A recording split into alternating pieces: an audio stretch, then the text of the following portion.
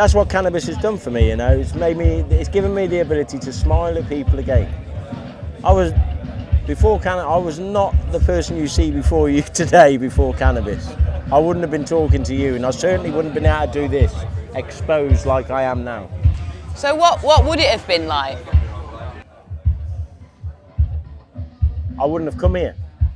I wouldn't have tolerated this amount of people in such small proximity.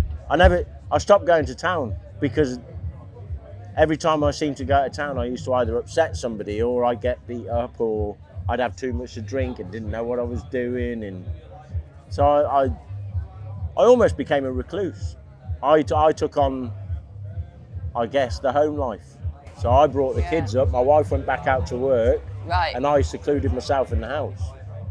So there was a bit of that going on where I just didn't want to deal with people. My own family unit was all I was concentrating on, and that was it. I didn't tolerate any kind of... Do you feel safer in the world when you've medicated? Yeah, most definitely. Somebody put it like that the other day.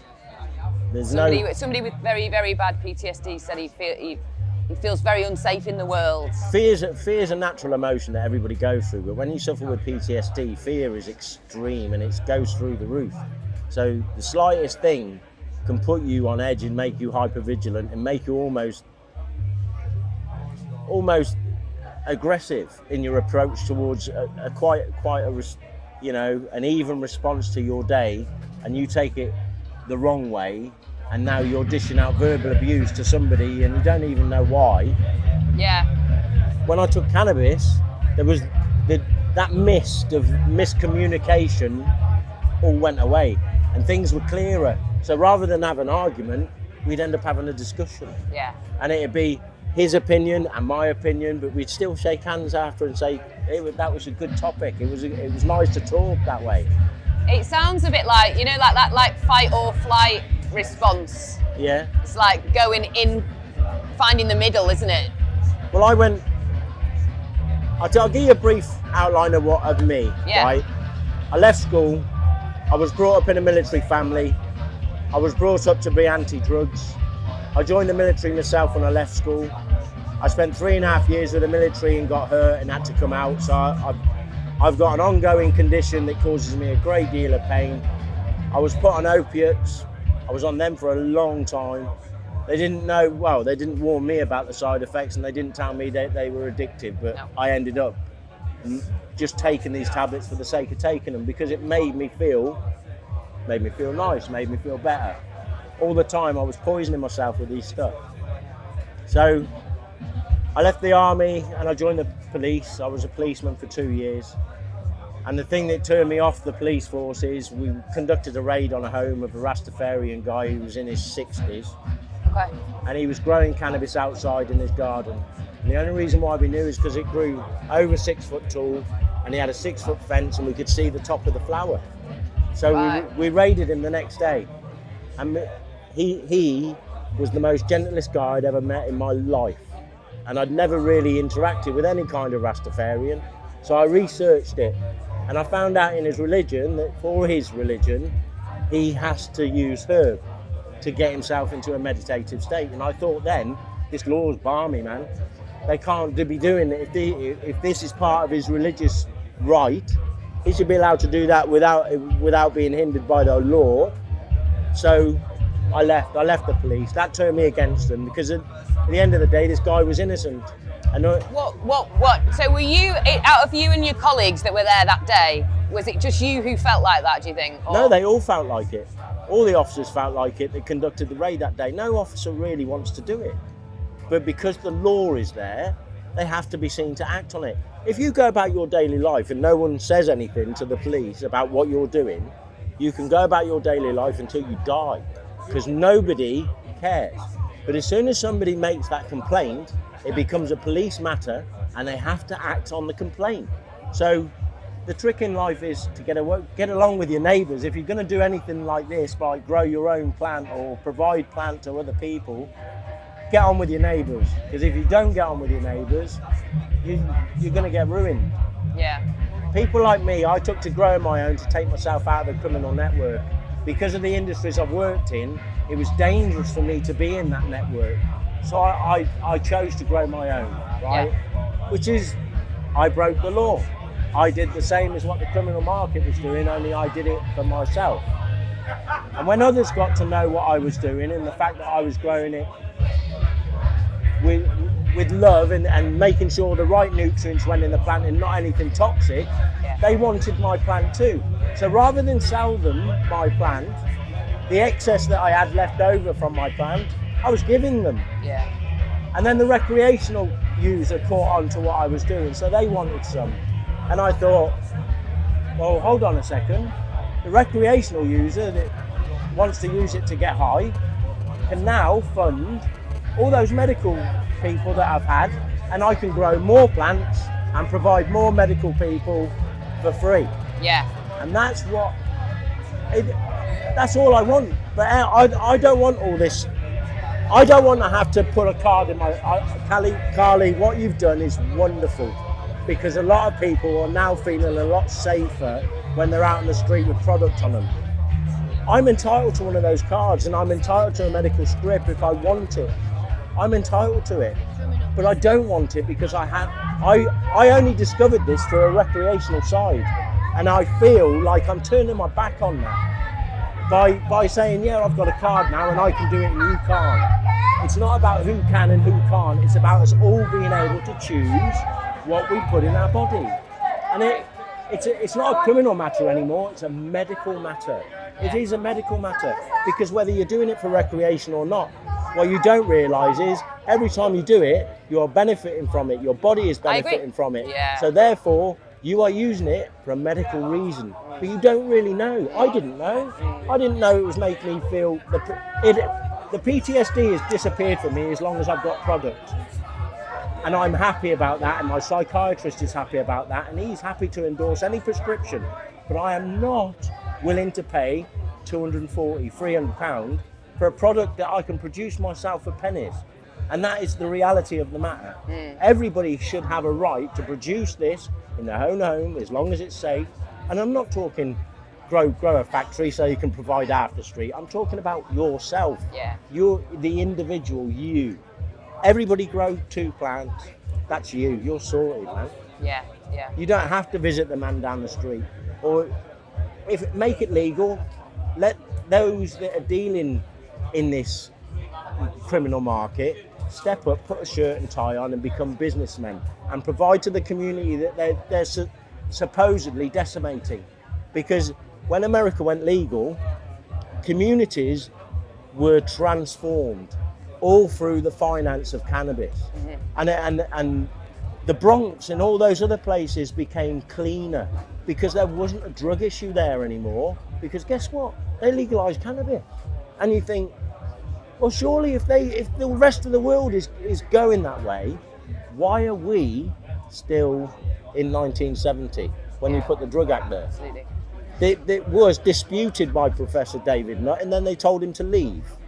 Yeah, absolutely. One of the things that really upsets me is that we've got our specialists in this country, our most knowledgeable people who understand this plant like I'll never understand it, who are beautiful cultivators, who are genetic champions, who are medicine makers, who are chemists and scientists, in my mind. Yeah. Those people are being, at the moment, criminalised and pushed underground and made to feel like what they're doing is horrible and is dirty and is something to be ashamed of. And in another country, if you drop that person with that amount of knowledge and insight and years and years and years of just love for what they do into, I don't know, California or Canada or something, they'd be brilliant. There'd be companies paying for their specialism, for them to come in and consult and help support people, wouldn't they? And absolutely. I just think what we're doing is there's a massive amount of small businesses, family businesses, people who are specialists. Like you said, you've spent years mastering your craft. It's a specialism, and we should be championing that in the community, because we have got so many amazing scientists and horticultural specialists in this country who are at the moment being criminalised, and that's something that I just can't get my head around it. No. this, what people don't understand is cannabis is not like any other drug. It is not like any other drug. There's so much propaganda that has been placed there to mislead, right? And it's deliberately put there to mislead, to cause problems. So when they say it causes mental illness, I've got 20 guys that will say, no, it doesn't, because I have mental illness. I suffer mental illness and I'm using it and I can go about my day normally, whatever normal is for those people. Me, I couldn't respond to anybody or anything. I was under psychiatry for a long time before they actually said to me, I've got clinical depression on top. So whenever I do get depression, it has to be clinically maintained because I don't produce serotonin, right? So cannabis helps me deal with those things that I lack in the brain, which switches me back to the normal me when I joined the army. I want to do right by everybody. I've got kids. And my career was ruined because I was put through the justice system for growing my plants. Yeah. It was ruined, right? So when they turn around and say, oh, it's only a minor conviction, you don't have to declare your minor conviction when you go for a job, is rubbish. Because unless you're honest with your employer, that day you do get into trouble and they question you, they're going to dig up your past, they're going to find out about your minor conviction and say, you weren't honest. You didn't tell us about this minor conviction, even though it is minor, you still never told us. So then they're going to sack you. So there's my dilemma, right? I don't want my kids to be criminalised for smoking a bit of herb. Yeah. I don't want my kids to be excluded from education because they've smoked a herb. And that means if my child was gifted, educationally gifted, and got a chance to go to university, because my child then chooses to smoke a spliff on a park where he's not bothering anybody, but the faculty gets to know about it, they get rid of him from the university. That's thousands of pounds invested in a child's education that they're willing to throw away because he smoked a bit of herb. Yeah. Now the herb probably helped him with his thoughts, probably helped him get his education straight, probably helped him concentrate. There are thousands and thousands of reasons why people will use the herb once they discover it. I don't call it a drug, it's a plant to me, right?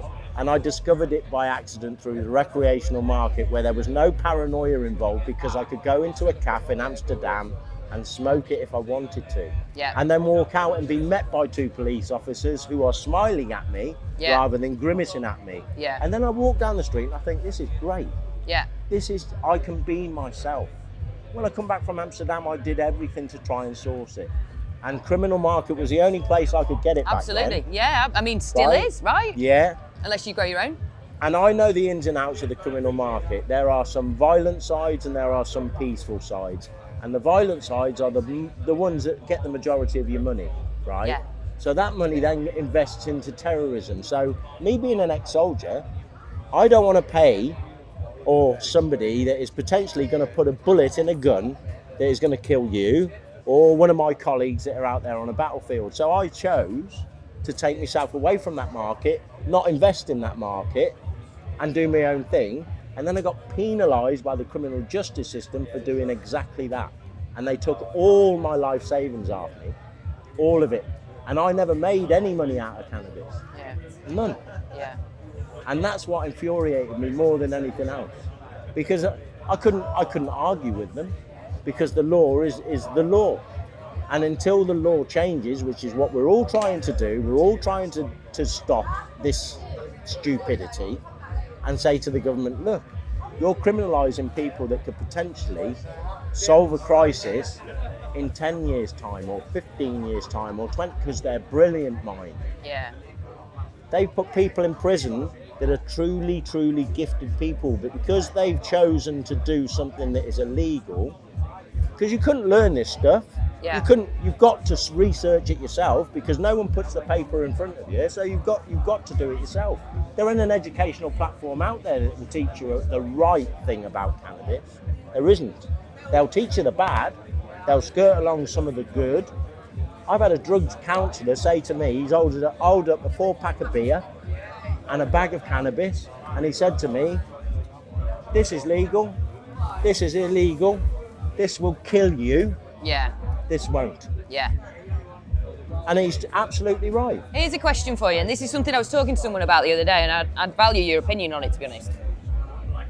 The idea that we are so far behind, and we've got these like people being criminalised constantly, and we've got people living with criminal records, like you were talking about a minute ago, and then it affects your job history, it affects if you ever have a criminal record check, if you want to work with kids, if you want to do anything, right? It affects you in that way. And somebody said to me, I can't remember who it was the other day, they said to me, I think that a lot of the reason why they don't want to change is because they don't want to admit that they were wrong, the government. And what will happen after that, and I was speaking to the Cannabis Amnesty guys in California who then went and sort of took away everybody's criminal records, got it all expunged, right? Yeah. They've gone, right, we made a mistake, this is legal now. Everybody who we've previously criminalised, we're going to knock that off your record. And I'd love that to happen here.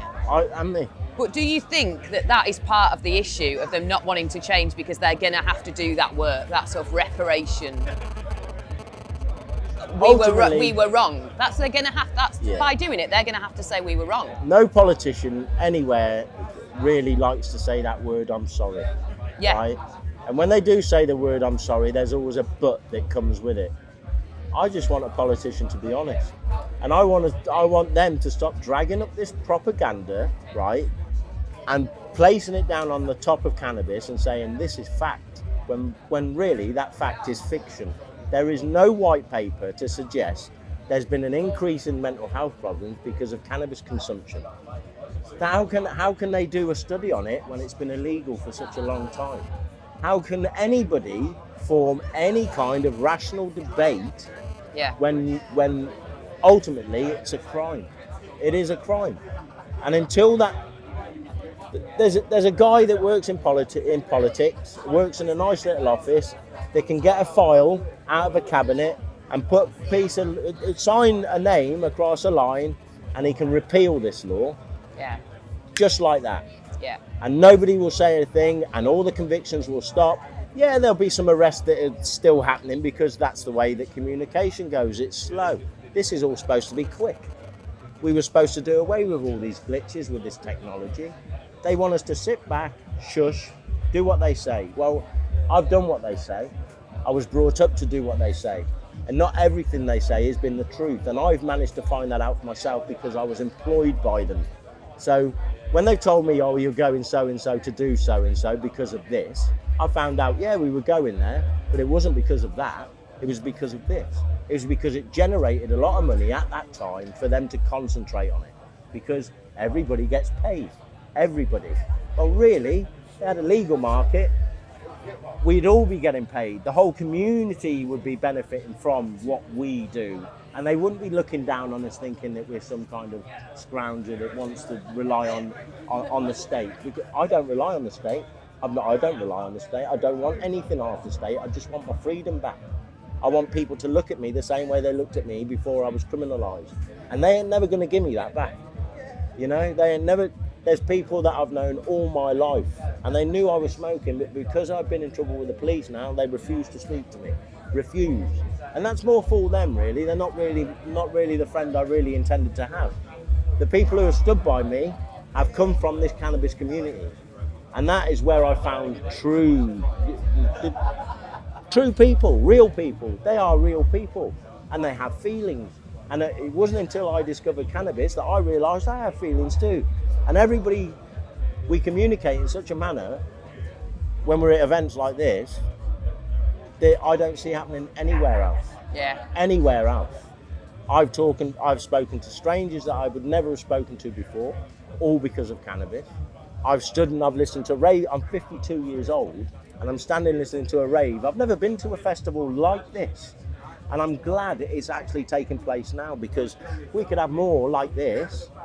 There would be more people getting educated, more people less frightened about spending time with us, because we're not criminals. Yeah, we're absolutely. Not. Absolutely. And I sat in my kitchen and smoked herb. I didn't take it out there on the street until after I was second time raided. And I thought, I've had enough of this. This is ridiculous. My dad served in the army for 28 years. He passed away with cancer. And before he passed away with cancer, I was able to give him RSO oil. And I watched the relief on his face when the pain fell away from him. And these people were injecting him with some of the strongest drugs going, and he was feeling pain. Yeah, I give him RSO oil and it drains from him.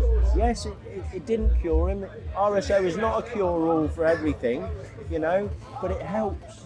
And if it helps one person, 2 people, 3 people, what right has this government got to say it's wrong and it's against the law? None of it is true. None of what the politicians have said about cannabis, nothing is true. Nothing. And that to me, if a politician stood up tomorrow and said, we're sorry, we got it wrong, we're going to put it right now, I wouldn't have an argument with them. I'd say, thank you very much. Yeah. Thank you for giving me my life back. Now I can go to them people and say, listen to this guy, man. They're saying sorry.